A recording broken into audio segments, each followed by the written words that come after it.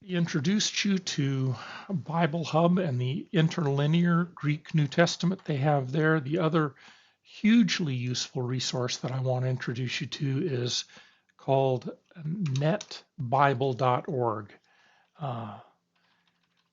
The translation that this is built around is called the Net New English Translation.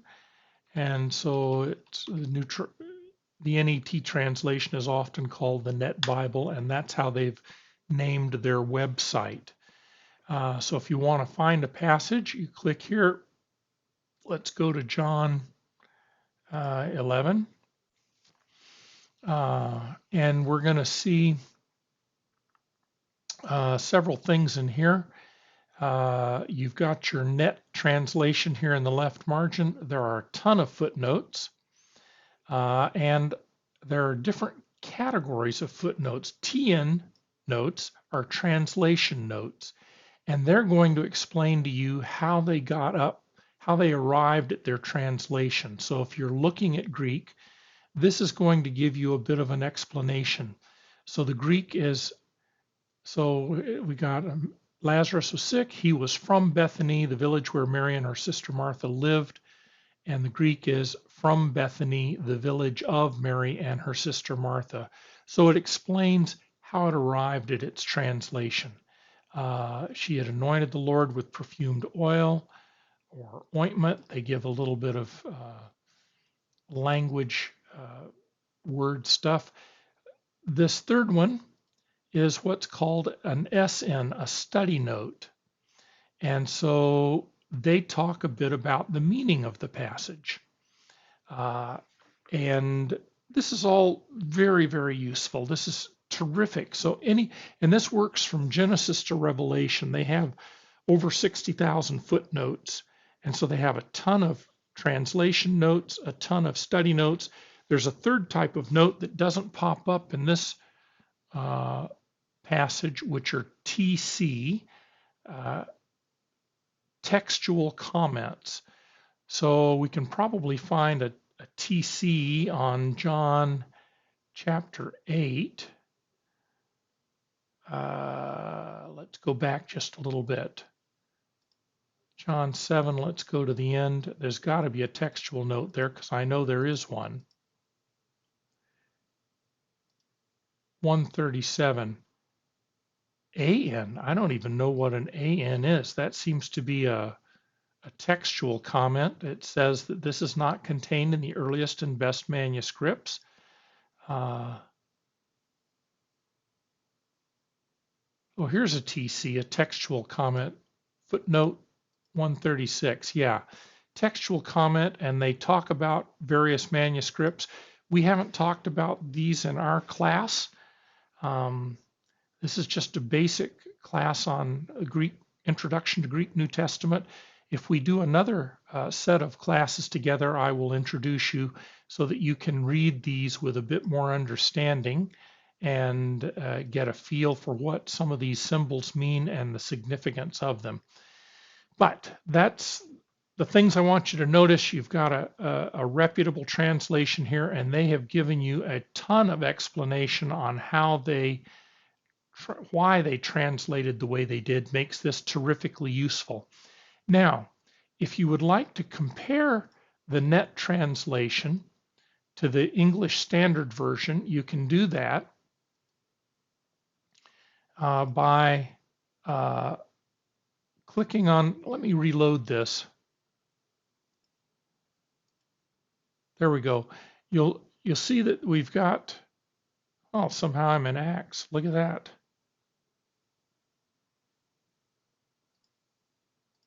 I'm not in Acts 3. I've confused it in some fashion. Let's go back to Luke. Oh, I don't know. Let's just choose Luke 4 out of pulling a chapter out of a hat. We've got here on the up above, it says that we've got notes.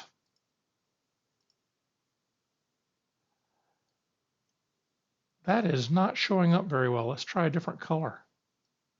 Oh, I see what I'm doing. I don't have the highlighter on. Duh.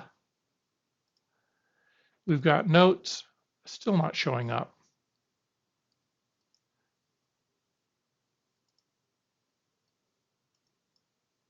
Well, I'm really having troubles here with my,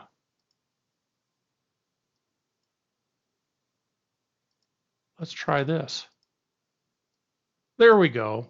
Notes. We've also got Bibles. So if you click on the word Bibles, you're going to get several choices available to you in a pull-down list. I'm going to choose the ESV, a really good translation to compare with the Net Bible. So you can compare these, and in spots where the translation diverges, you may find that the Net Bible explains it with like a textual comment or a translation note. So for instance, they've said river is not in the Greek, but is supplied for clarity. So the Jordan River, let's see what the ESV did with that. And they omitted the word river because it's not in Greek, but these guys over here, the net guys, told us that it was missing, and they included it because they felt like the context would benefit from being explicit on saying the Jordan River, whereas the ESV is a little bit closer to just the Greek per se, and they don't include the word river. Now, you can also go to the Greek, and this is the same as the SBL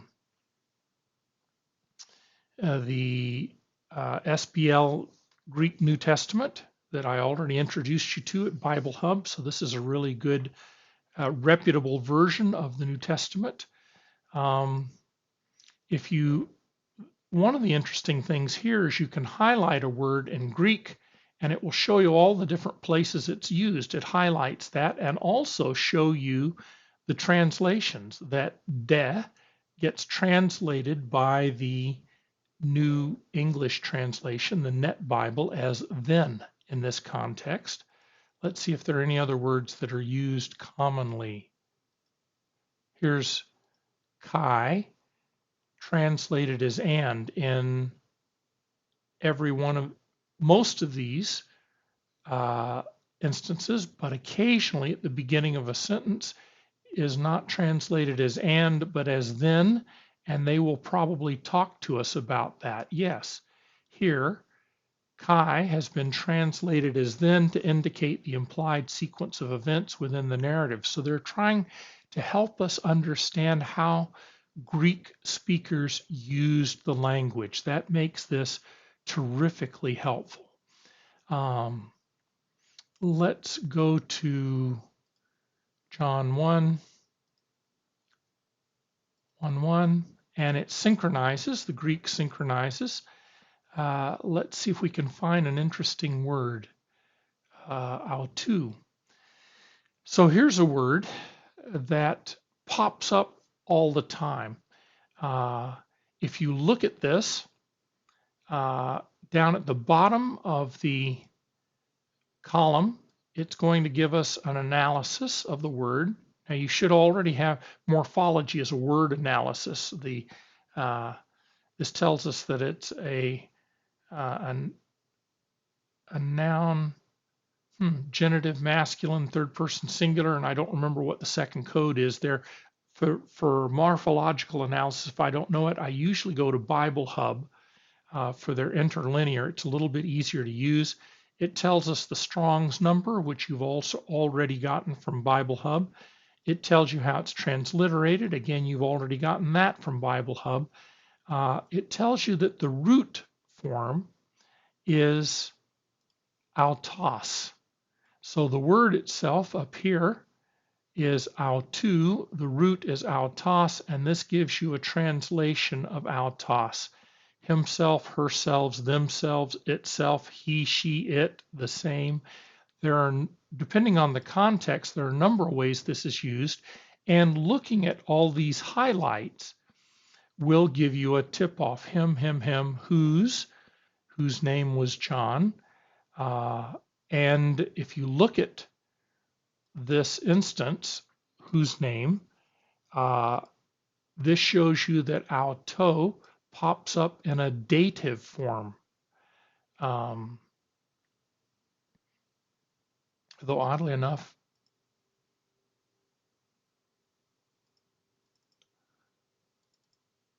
its morphology is. There it is. It shifted to dative.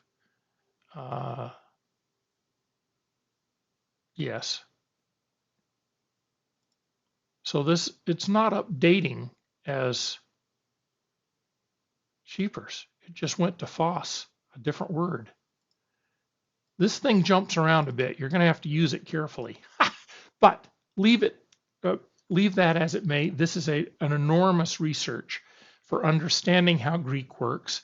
So if you open two windows, Net Bible, and let's go to, again, where are we? I think we're in John 1, and indeed we are. John 1, go to Bibles, go to ESV. So I've got my Net Bible translation, I've got my ESV translation, and if I flip to a different tab, I can see my Greek side by side and go back and forth.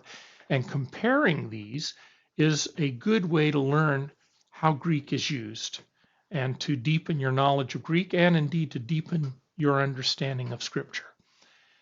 Is there anything else really interesting I want to draw to your attention? Oh, there's one really nice thing, notes. We have the Net Bible footnotes. There's one other kind of notes that's hugely interesting, which is notes by Tom Constable. He has basically written a commentary on the entire Bible, chapter by chapter, from Genesis 1 to the very end of Revelation. He was a seminary professor for 45 years and has retired. And since retirement has devoted himself pretty much full-time to updating this commentary, which he makes available for free. What you have here is, if you were to buy a published commentary on the entire Bible, you could spend probably several $100s. And Tom Constable has made it available for free. Also, all of these guys that have come up with the net footnotes, this is literally thousands of dollars worth of commentaries that you're getting for free at this website. Terrific resource. So between Bible Hub, and we can go to John 1:1. If you're opening them in different tabs, go to interlinear. You've got your interlinear translation. You can come over here and see what it looks like in sort of the other thing that's about the interlinear is you can't copy text. If you want to copy a sentence in Greek, it selects in a really weird way. So the better way to do that is to come over here. You can copy and paste if you want to. Selecting Greek, you're going to find that much, much easier from the Net Bible than you are from the Bible Hub interlinear. So if you keep these three tabs open in your browser, you have enough to keep you going forever and digging as deep as you want into the text, both in English and in Greek, and deepening your knowledge of Greek.